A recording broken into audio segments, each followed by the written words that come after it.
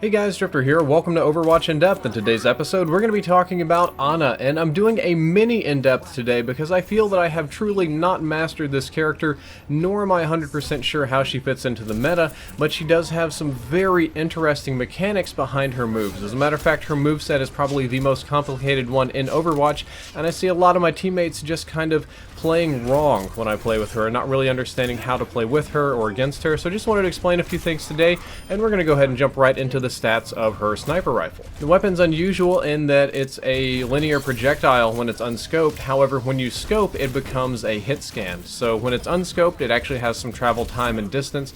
However, when it's scoped, it's instant.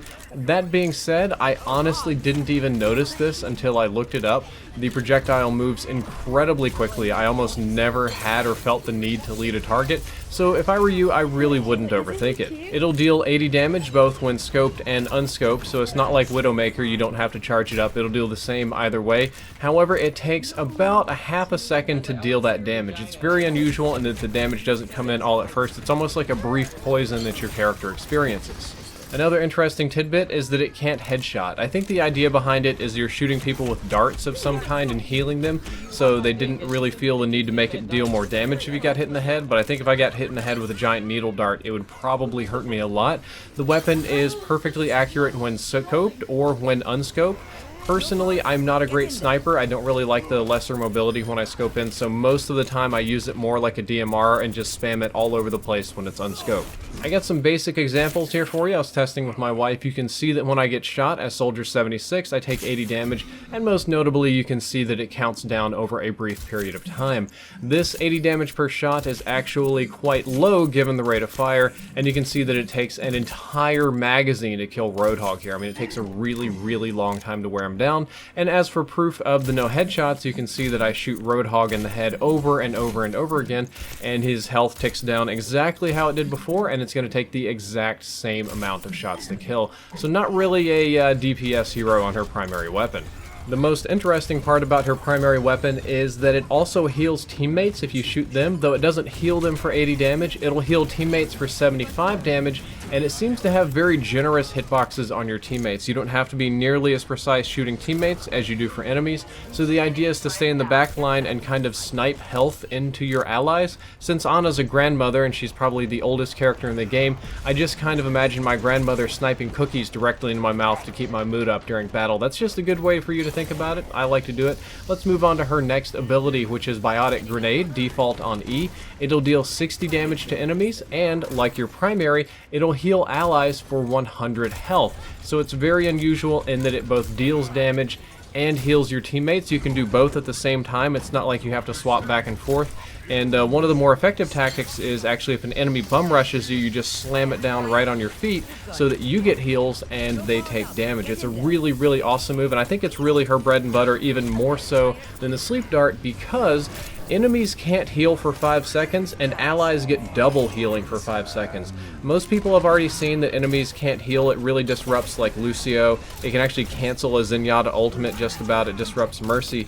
But the really awesome thing is that allies get double healing for 5 seconds. That means if you throw this on a Roadhog and he drinks his magic potion, he's going to get a complete full heal. That means that Soldier 76 can heal like crazy. You're boosting up your Lucio, your Mercy. Pretty much anybody that needs healing just gets a massive boost, and of course your primaries too, so you can just splash this on people and then spam your primary and heal them super quickly. Just some brief examples to show you that I'm not drunk. You can see that on Soldier 76, under the effect of this grenade, I do not heal until the effect wears off, in which case I can heal just fine. And when I shoot Roadhog here with the grenade, or splash him with it, his massive heal is completely ineffective, so it's a very good counter to Roadhog. Unfortunately, it does have a very small area of effect of approximately 4 meters. It can be thrown at your feet for self-healing, which is the only way that Ana can self-heal. Most of the other healers do it passively or more easily. Ana, unfortunately, has to use her grenades to heal herself or pick up her own health packs. I really think this move is incredibly powerful and definitely her bread and butter, but most people are more interested in the sleep dart. The sleep dart's a projectile that'll deal 5 damage on hit, which is just about negligible, and it puts enemies to sleep for 5.5 seconds, unless they take damage, in which case they immediately wake up. You can see that being tested right here. My wife shoots me with a sleep dart, and I am completely out for 5 seconds. It's like being stunned. You really can't do anything. You just lay there completely helpless. However, if I were to stun her and then shoot her with any kind of damage, she immediately pops up and gets back to work. And this is one of the things I see my teammates screwing up. Sometimes I shoot an enemy to put them to sleep in order to escape, and they just seem to think that now is a great time to dogpile them and pound them and deal damage when they're not really able to finish the kill on a Reinhardt or something. So when you're using the sleeping dart, you really need to have it kind of in your head whether you're going to use this to escape or use this to really pound the enemy while they're down, and your teammates need to be kind of on the same page with you because they can really screw you up otherwise.